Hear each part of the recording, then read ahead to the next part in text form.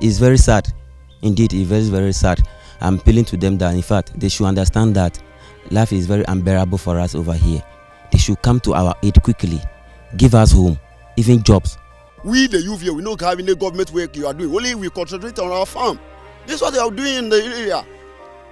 How are we going to survive? VRA didn't do its work well. That is why Mepe and all towns which were affected were flooded. We not receive anything. I do not receive 1 cedi, and none of us receive any money from the government. And we are not hearing anything from them. Government working with VRA and NADMO will ensure that the properties are restored for the persons whose properties will be affected. If 36,000 people in upper class Accra were displaced, would we be this quiet and this indifferent? I thought that the VRA chief executive should have been fired long ago. Elsewhere, you don't even wait to be fired, you resign.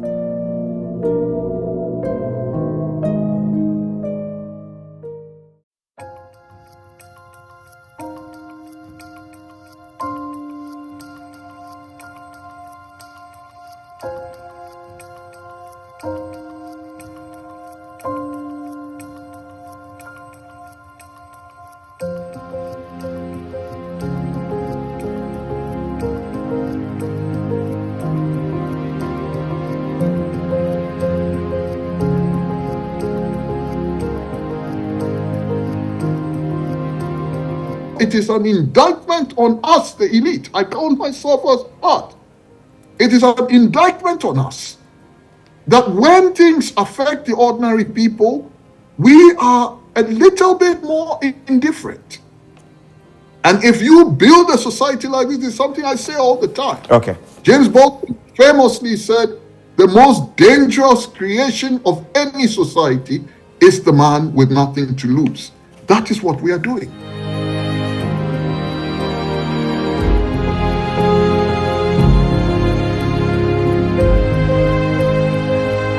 Samuel Okojeto Ablakwa insists a head should have been rolling at the VRA by now. I'm surprised that the VRA chief executive is still at post, even though he should have retired long ago. I don't know what is this business of keeping retirees on the job, people who are clearly, tired and have no fresh ideas.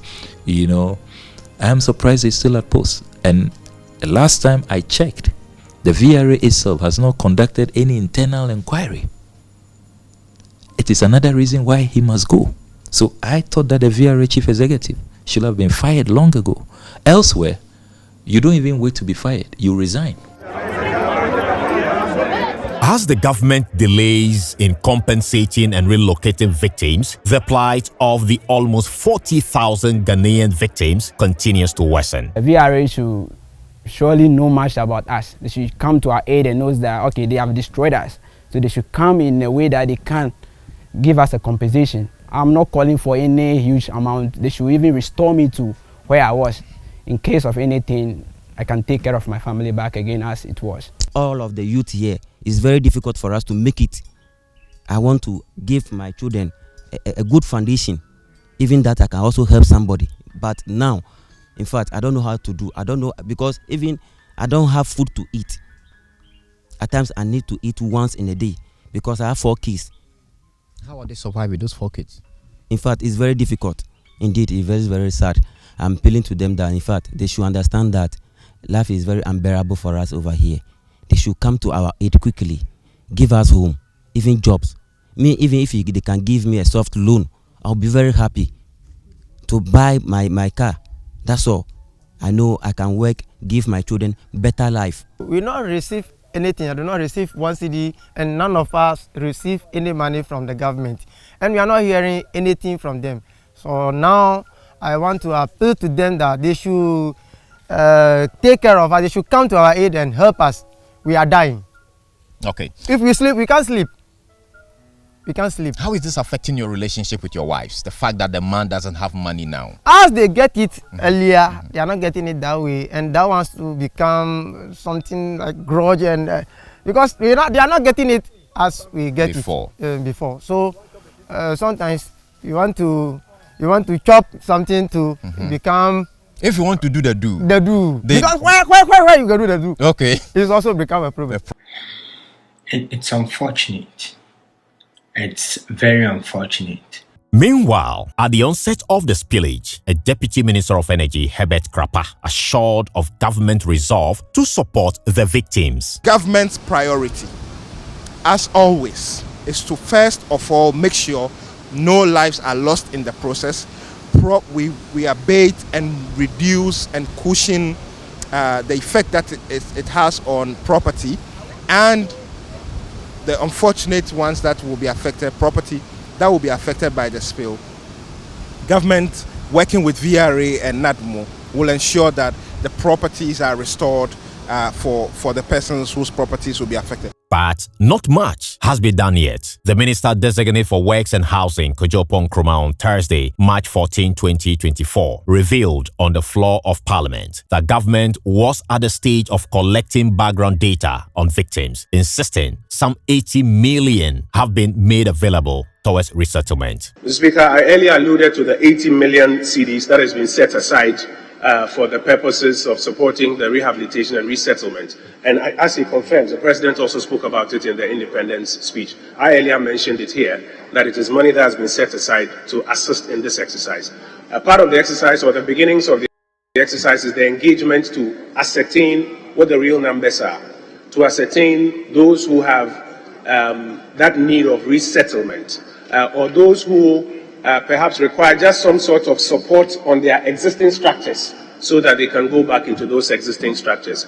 All of that assessment is ongoing, in addition to the stakeholder engagement, as I mentioned. And as I mentioned, institutions like LUSPA are working with the Ministry of Works and Housing to determine where, if necessary for that resettlement exercise, the scope and the size and the dimensions will be. 6 months on after a people's lives, businesses, livelihood, schools, healthcare has been interrupted at this level. I mean, in this manner, government tells us it is now collecting data to understand who was impacted, the level of impact, and how much to even determine as compensation for these people. One can only describe it as unfortunate, if not reckless. We all know that the 220 million cannot be adequate. What surprises me, though, is that the president, during his address at the 6 March parade, said that 80 million cedis has been released for rehabilitation. And I'm really been wondering, because all along, we know of when the Minister of Energy came to brief the House, he told us about the VRA supporting with some 20 million cedis. The central government itself had not carried out any release of funds. So that announcement came to us as a surprise, and everybody has been asking, what has that 80 million been used for? In Parliament today, when we asked the new Works and Housing Minister, the Honorable Kojo Nkrumah, he appears to be vacillating. You know, in one breath, he says that the money has been set aside. You know, in another breath, he says that it has been utilized and they'll provide a breakdown later. He doesn't have the breakdown now. I mean, you are coming to Parliament to ask questions. We have given you notice. You're coming to answer questions on your response to this disaster. And you don't have, you're telling us that you can't confirm. You are using different words from the president. The president says the money has been released and is being used for rehabilitation. If you look at the president's words. Now the minister is saying one breath set aside and another breath is being utilized and we'll give you the breakdown later. I mean, you don't know what's going on here. The level of confusion, the lack of transparency, and the ineptitude is most shocking. So we are none the wiser. We have no clarity. When you listen to this, the president and his agents and assigns and ministers of state. Now, what is clear to me is that the inquiry which we need must even delve into the finances. How much really did VRA contribute? How much has come from central government? Because now there is there's even more controversy. Then, I have also intercepted documents from ECOWAS that ECOWAS approved $200,000 based on a request that the government of Ghana made. I have been asking, I've asked on the floor of this house, I raised it even during my debate on the president's message on the State of the Nation, that where is that money? What has it been used for? At current exchange, that is about 2.6 million Ghana cedis. You know, that's some substantial. Look, the second house we built, which the former President Mahama came to commission, it cost us just 2.5 million. If the government gives me that 2.6 million from ECOWAS, I can build another house to host 300 people. Disability friendly with kitchen, TV rooms, a decent house. So where is that money? And the question I ask is that, what other organizations out there have our government applied to that we don't know? Because if I hadn't intercepted those documents within ECOWAS, I wouldn't have known. Because if you look at the budget, government only talked about the World Bank and that climate fund. Why was government silent? When at the time they read the budget, more than 2 weeks prior to the reading of the budget, they had already applied to ECOWAS and received a response from ECOWAS. Why was that being hidden from Parliament and from the Ghanaian people? And how many more of these are in the system? The paramount chief of Bato traditional area, Togbega Patamia Jenkley VII, fears the 220 million Ghana cedis captured in the 2024 budget could end up as a mere budgetary allocation that would never benefit flood victims, considering the government's approach to the whole disaster. The 2024 budget touched on an allocation of over 200 million Ghana cedis. The first quarter of 2024 will soon end. Will the bureaucracy continue? And by December, that 200 million Ghana cedis will just remain a budgetary item when our people are suffering. As at now, there's no trace of compensation. There has not been any settlement or resettlement. There's nothing to show. As I speak today, from the time the president came here till now, the interministerial committee have not been on the ground to meet the traditional leaders to hear of our challenges. How would they be able to help us if they don't come to hear our challenges? In March 2024, NADMO held a review session in Bato where VRA's Deputy Chief Executive for Operations and Engineering, Engineer Edward Obenkenzo, announced new initiatives for improved emergency response. On our part as VRA, we have reviewed the event countless times with the aim of identifying all areas where improvement can be made. Try to align ourselves with the saying of at the first time. We can't do things the same all the time and expect different results. A number of initiatives have been put in place to improve our models with the finest technologies. We are collaborating with Hydrological Services Authority to increase the number of their gauges stations to help improve our hydrological database to enhance our analysis. We are also enhancing our collaboration with GMAT to also improve their input into our operations. The question is, what informed these interventions and why can't the public be made aware about what went wrong? The Akosombo spillage, even though VRA, NADMO, the Water Resources Commission came together to educate the people in the community, did simulation exercises with them even at Mepe. Yet they refused to leave. They didn't want to be evacuated. They stayed there till the end when we started spilling. And government has to spend millions of money on relief items, on education. The whole area, the water is contaminated. Disappointment mixed with anger is gradually reaching a boiling point as they have started threatening to stage a massive protest over the wanton neglect. They have to come to our age and support us and give us compensation so that we start our life with how we begin it. We can begin it like that and certify on your official. They for come to our age and give us our compensation. Not just they will leave us like that, and the government will appeal to them that we are not going to leave them. If not this thing, we are going to demonstrate about everything we are losing. We are going to demonstrate about everything we are losing. We are not going to give them. We have the youth. We the youth here, we don't have any government work you are doing. Only we concentrate on our farm. This is what they are doing in the area. How are we going to survive? I don't know how they are being resettled. I hope they are not just going to go back and clean those homes and live in. No. I would like to see a situation where some safer, how would I call it, communities could be established a bit more higher from where we know the water can be. Now everybody knows where the water can be. People have lived, some of them their whole lives in these areas which have now become blatantly flood prone. They have to be relocated. And they have to be supported to be relocated. They've lost their livelihoods, they've lost their homes, whatever.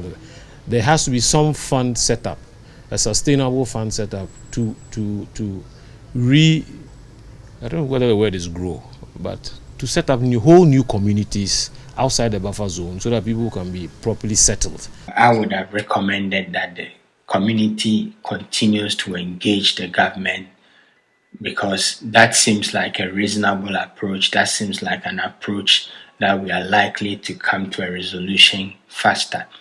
But if this indifference, lingers on, then they will have no choice than to seek redress in the law court. They can bring a class action against the VRA. Civil society organizations can also take the government on behalf of the people. Beyond the compensation and resettlement concerns, Engineer Konedu believes the VRA must, among other things, create and enforce buffer zones along the lake, review its emergency preparedness protocols, and carry out periodic dredging as a means of forestalling future recurrence. The main solution is not from an engineering point. It should be from a planning point of view. The area should be planned in such a way that we should establish buffer zones both upstream and downstream. You see, what people tend to forget is that for as long as the VRA did not spill, there were also communities upstream that were being flooded. You see, so there should be the establishment of buffer zones upstream and downstream of there. That is a planning thing.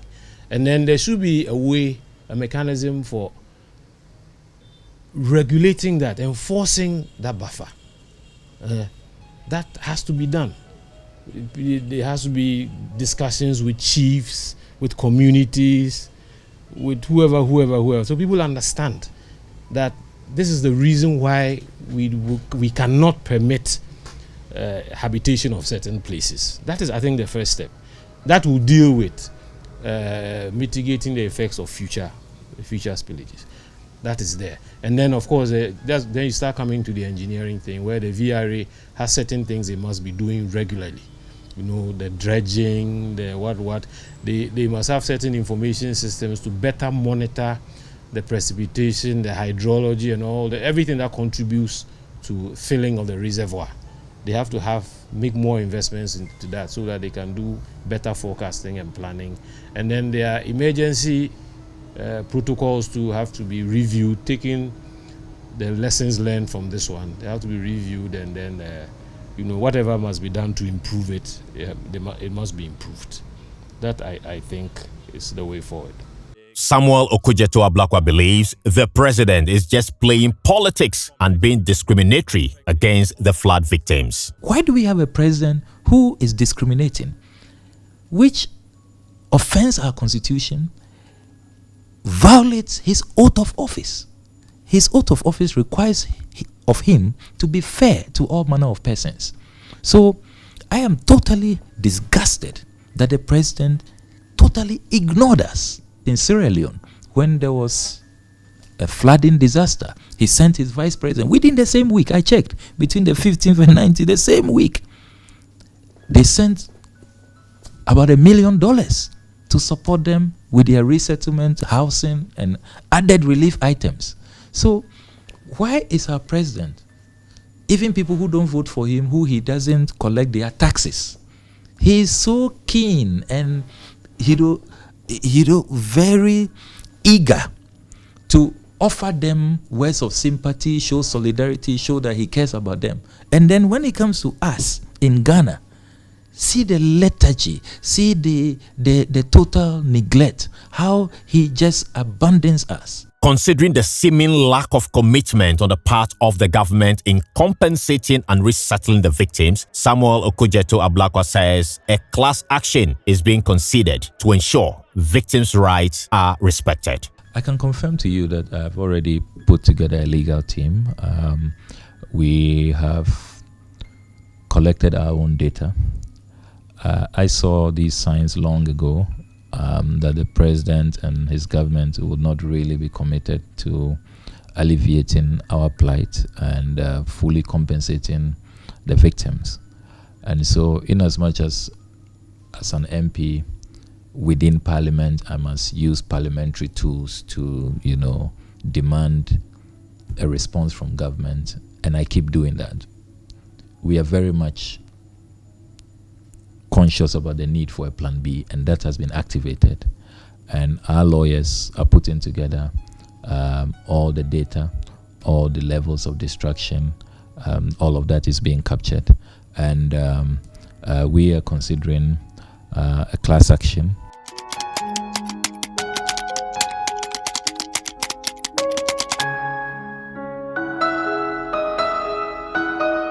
The waters may have receded from the streets and homes in these communities, but the trauma, the loss, and the shattering impact of the floods have not left the minds and hearts of the thousands of people who are still struggling to put the pieces of their lives together. After the floods, what is left here in Bato, Agbetikpo, Siko, Mepe, and in the entire Lower Volta Basin is a loud cry for justice and fairness.